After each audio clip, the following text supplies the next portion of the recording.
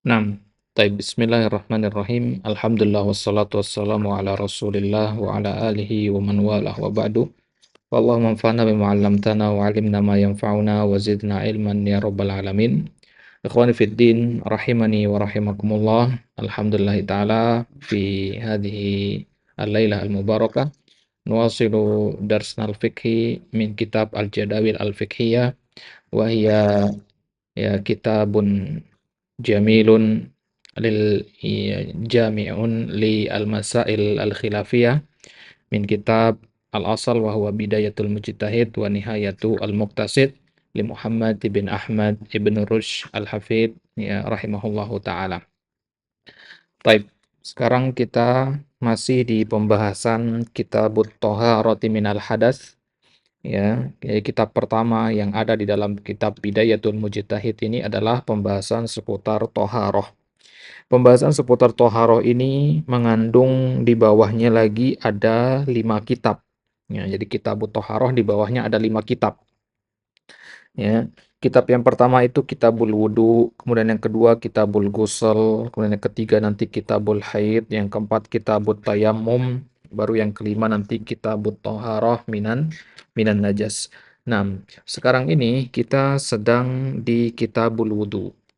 Ya, tepatnya di permasalahan yang ke-29. Ya, kasus yang ke-29 dari 29 kasus ya dalam ya pembahasan seputar al-wudu. Nah, ya tema kita pada kesempatan kali ini atau permasalahannya adalah tentang hukmu al-muwalati fi af'alil wudu. Hukmu al-muwalati fi af'alil wudu. Ya. Apa itu al-muwalah?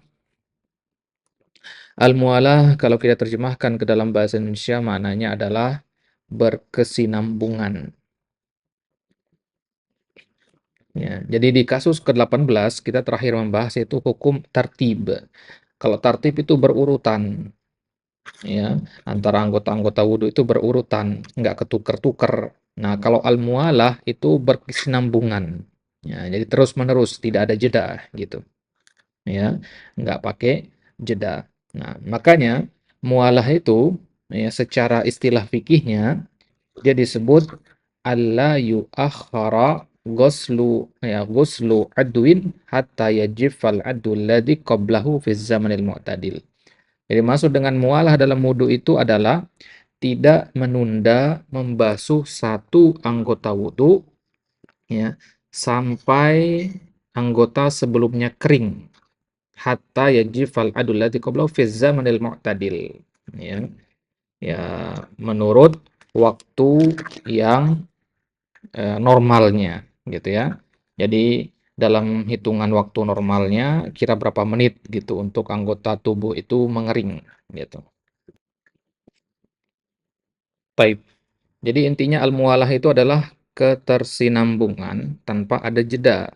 Ya, jeda itu maksudnya jeda yang menyebabkan sampai salah satu dari anggota wudhu itu mengering. Ya, jadi saking terlalu lamanya berhenti wudhu sampai mengering salah satu anggota wudhu.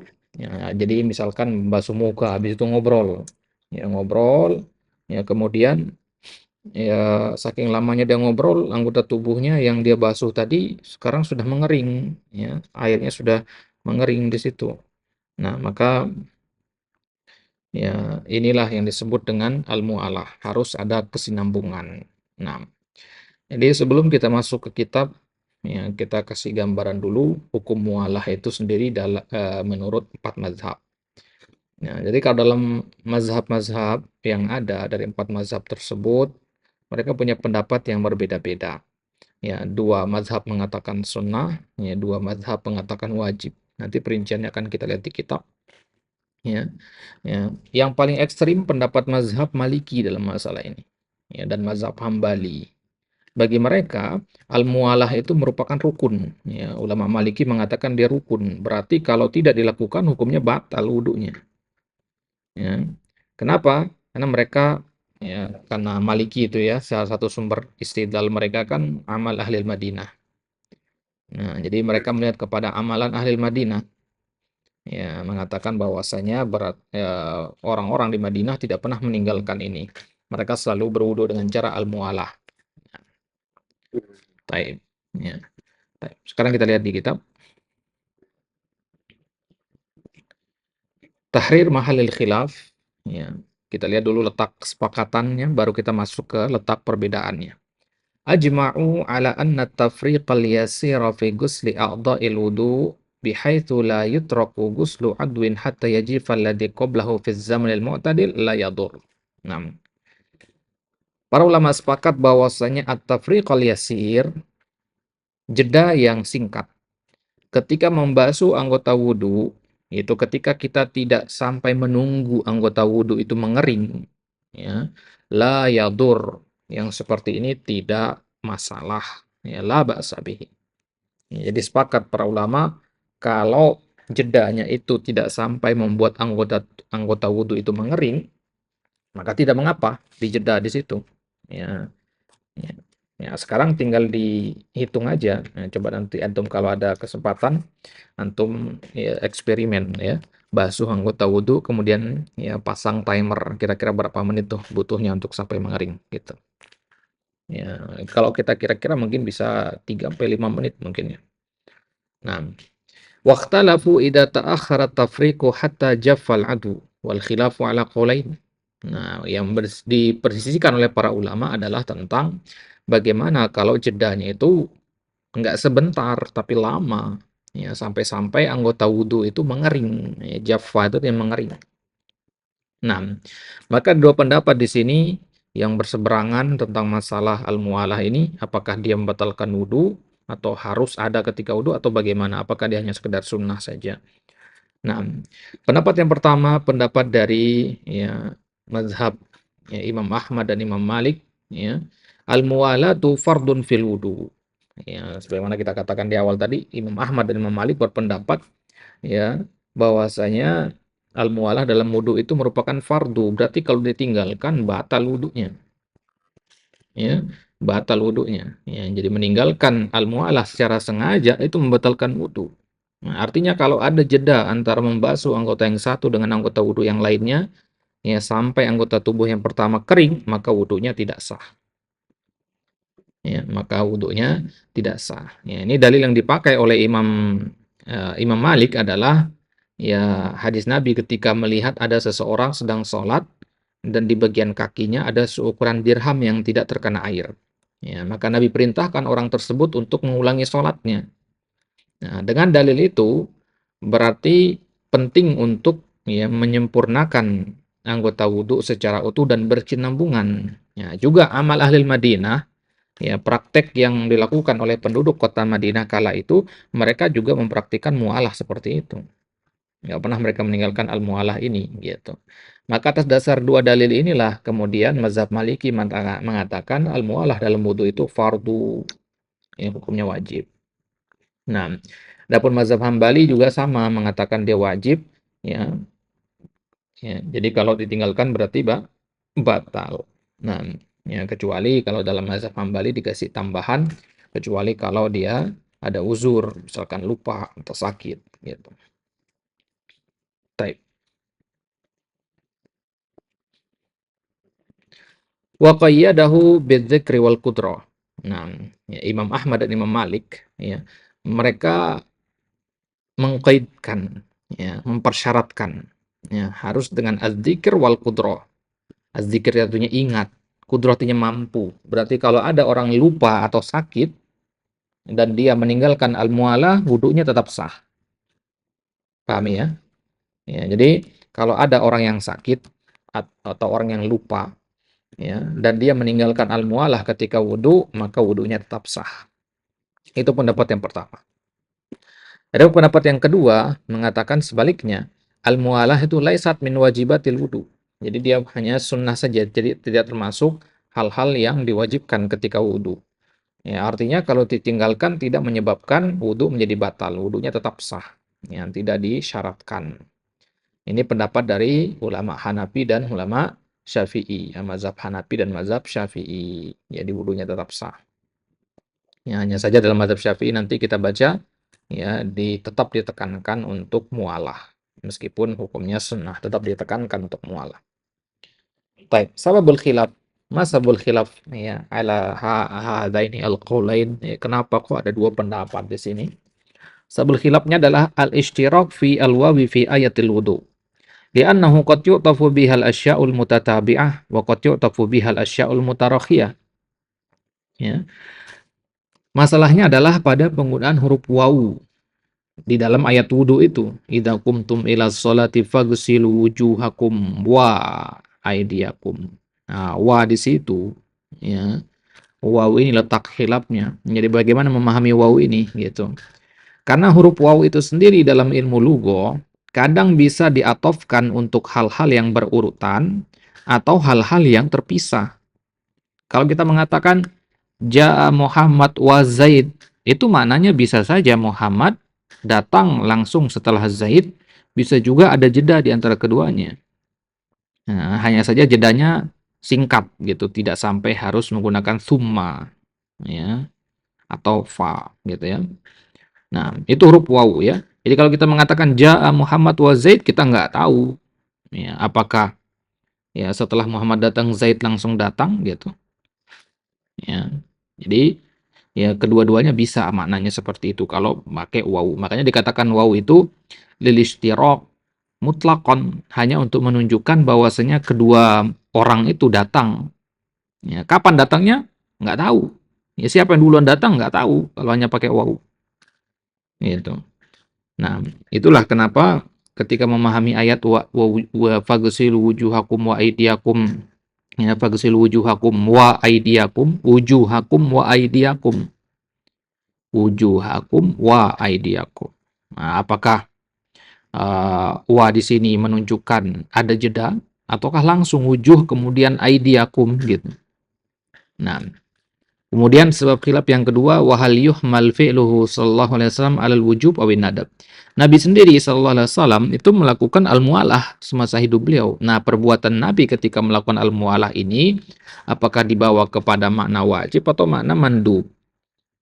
Ya, masuk ke pembahasan ushul fikih sedikit di sini. Ya, tentang hukum perbuatan Nabi. Hukum perbuatan Nabi itu dibawa kepada sunnah atau kepada wajib gitu. Ya, perbuatan-perbuatan Nabi yang Nabi nggak jelaskan hukumnya secara gamblang ya.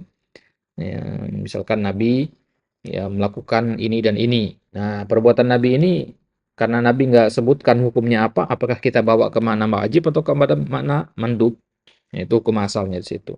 Jadi sebenarnya ranah khilafnya ini, penyebab khilafnya ini ke arah usul fikih juga ujung-ujungnya.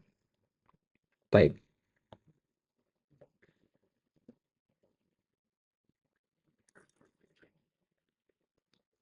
Nah, sekarang kita lihat dalil yang dipakai oleh mazhab yang kelompok yang pertama, ya, Ahmad dan Malik. Dalil mereka yang pertama adalah ya pemahaman mafhum lughah dari surat Al-Maidah ayat 6 itu, ayat wudu itu. Idza qumtum ilas salati faghsilu wujuhakum wa. Ya, pemahaman mereka terhadap wawu di sini. Mereka mengatakan al-wawu lil atfi wa yaqtadi dzalika al-muwalah. Ya, kata mereka wawu ini wawu ataf. Naam, sepakat kita wawu ataf. Ya. Tapi apakah taqtadi al-muwalah atau at-tarahi itu masalahnya. Dan mereka memahaminya al-muwalah. Nah, jadi hukum asal dari atop menurut dua mazhab ini adalah makna al-mu'ala. Jadi kalau kita mengatakan Ja'a Muhammad wa Zaid, menurut mazhab Ahmad dan Malik, ya maknanya adalah Muhammad datang, ya kemudian langsung setelahnya Zaid datang. Ada al-mu'ala di situ. Ya, itu menurut pendapat dua mazhab yang pertama ini. Taib. Kemudian dalil mereka yang kedua, lam yatruk sallallahu alaihi wasallam al-mu'alata fil wudu. Semasa hidupnya Nabi SAW tidak pernah meninggalkan yang namanya al-muwalah ini. Fadalla ala wujubiha. Maka berarti perbuatan Nabi ini dibawa kepada makna wajib. Nah, sebenarnya kita katakan tadi dalam usul fikih sendiri khilaf para ulama apakah perbuatan Nabi yang terus-menerus dilakukan itu dibawa kepada makna wajib atau sunnah. Wa alaihi yuhmalu ijmalul ayah. Maka ya dibawa kepada makna itulah ya keumuman ayat ini. Nah, itu dalil mereka yang kedua. Dalil yang ketiga, hadis Khalid bin Ma'dan radhiyallahu anhu, anna Nabiy sallallahu alaihi wasallam ra'a rajulan yusalli fi zahri qadamihi lum'at qadr dirham lam yasibha al-ma fa amarahu an yu'ida al-wudu'a was-shalah. Naam. Baik. Di dalam Musnad Imam Ahmad itu disebutkan bahwasanya dari hadis Khalid bin Ma'dan bahwasanya Nabi SAW melihat seorang laki-laki yang sholat dan di punggung telapak kakinya, ya di punggung kakinya itu ada ya lum'ah, ya sebesar lum'ah itu keping, ya kepingan uang dirham, ya sebesar ukuran uang dirham yang tidak terkena air. Nah, jadi yang kakinya yang lain basah kecuali bagian itu, dan ya yang nggak basah itu seukuran ya uang logam, uang dirham. Maka Nabi melihat orang tersebut sholat dengan cara seperti itu, Nabi perintahkan orang tersebut untuk mengulangi wudhu dan sholatnya. Nah, Hamim itu Musnad Imam Ahmad, ya. Ya, jadi kalau dikatakan Hamim itu dalam Musnad Imam Ahmad. Wassahahu al-Albani, disahihkan oleh Syekh al-Albani. Ya, falau lam tujib al-muwalatu, ya falau lam tajib al-muwalatu li amrihi bi ghusli lum'ah faqat. Ya, la amarahu bi ghusli lum'ah faqat. Seandainya mualah itu tidak wajib, tentu yang diperintahkan kepada orang tersebut hanya untuk membasuh, ya yang tidak kena air itu doang. Tapi ini Nabi malah perintahkan dia ngulang wudunya semua dari awal. Berarti al-mualah itu rukun. Ya, gitu pemahamannya dari dalil ini, ya. Gitu mereka memahaminya. Kalau seandainya bukan rukun, ya maka tentu Nabi hanya perintahkan dia untuk membasuh yang nggak kena air doang. Ini malah wudu dari awal diperintah ulang. Nah, paham ya? Baik. Kemudian dalil Malik, khusus untuk Imam Malik sekarang. Ya. Imam Malik berpendapat dengan keumuman hadis, ya, rufi'a an ummati, ya, al-khata'u wan nisyan. Ya, diangkat dari umatku, ya, kesalahan dan lupa. Ya. Rawahu Ibnu Majah. Nah, ya, Rawahu Ibnu Majah wa shahahu Albani yadullu 'alal afi 'anin nasi. Nah, tambahan Imam Malik mengatakan kalau ada orang yang lupa atau salah, ya ketika berwudu, ya atau dia nggak mampu misalkan, maka di situ tidak masalah. Ya, catatan tambahan khusus untuk mazhab Maliki, ya. Mazhab Maliki mengatakan seperti itu, dikasih patokan, ya az-dzikr wal qudrah tadi. Ya, ingat dan mampu. Taib. Itu pendapat yang pertama yang mengatakan al-mualah itu adalah fardun, ya. Ini pendapat dari Imam Ahmad dan Imam Malik. Sekarang kita lihat pendapatnya Imam Abu Hanifah dan Imam Syafi'i. Nah, pendapatnya benar-benar berseberangan dari pendapat yang pertama. Dalil yang mereka gunakan sama, itu ayat al-wudu, idza qumtum ilas salati faghsilu wujuhakum wa aydiyakum. Hanya saja mereka memahami waw di situ adalah waw atop taqtadid tarahi. Nah, lihat bedanya di situ. Tak tadi at-tarahi. Kalau tadi kan Imam Ahmad dan Imam Malik tak tadi al-muala.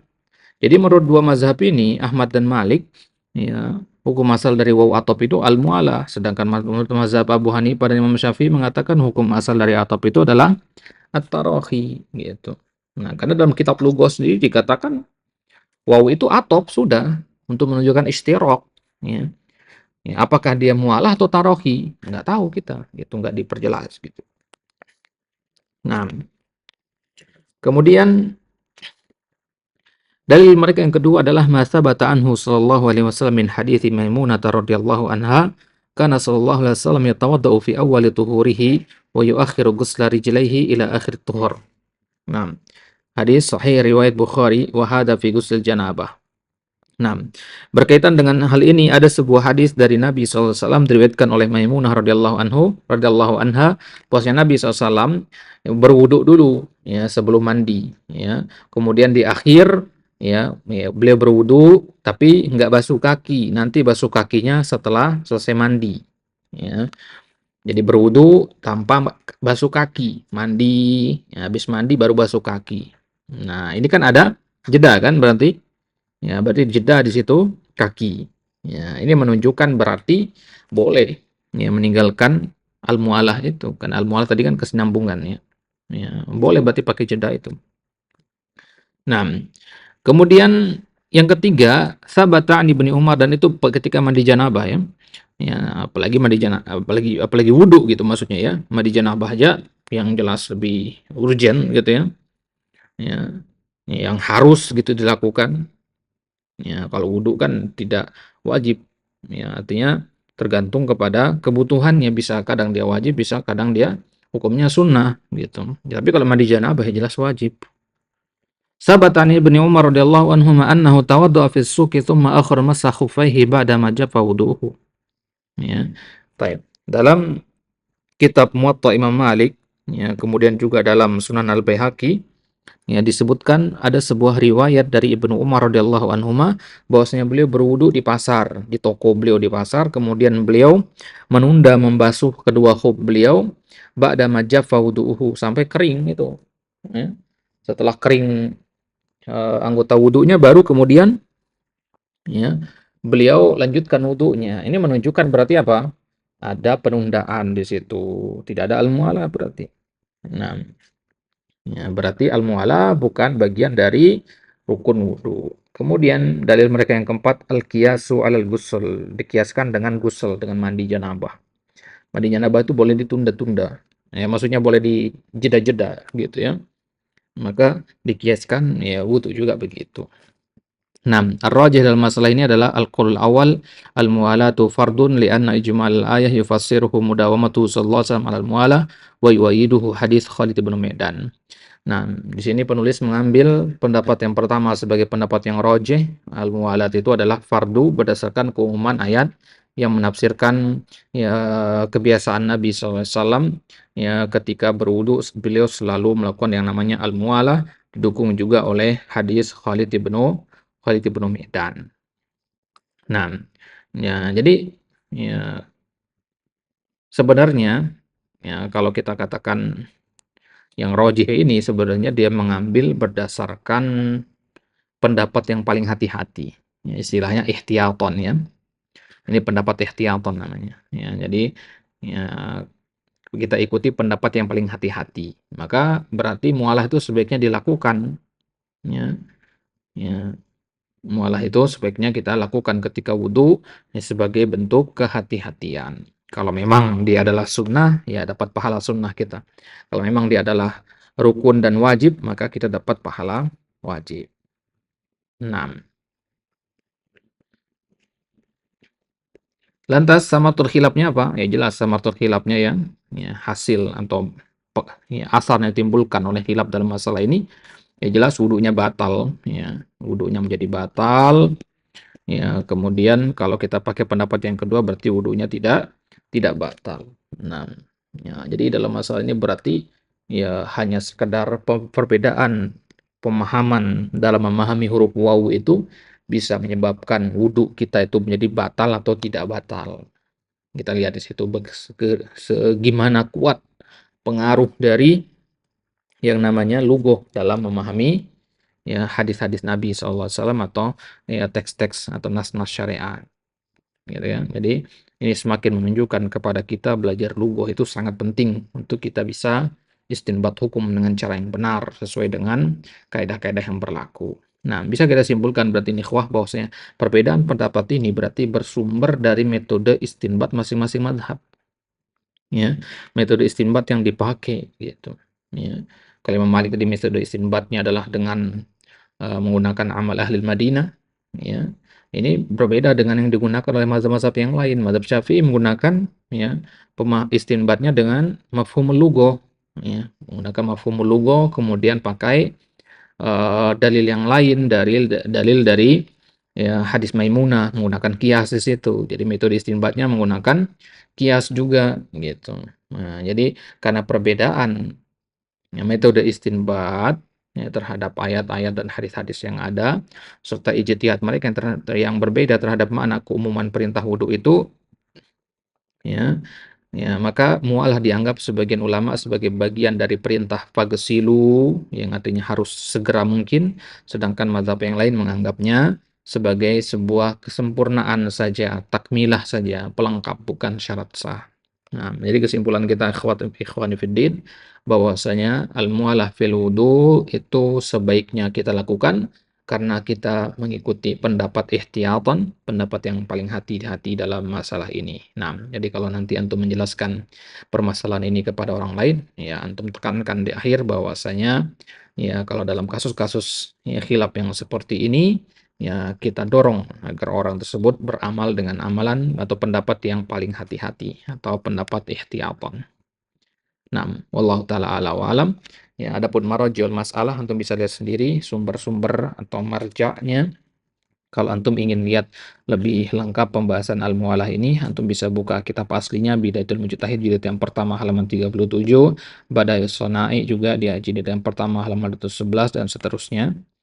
Nah, naktafi bihada insyaallah taala di kesempatan selanjutnya baru kita ambil kasus yang ke-20 yaitu hukmu tasmiyah inda bidayatil wudu.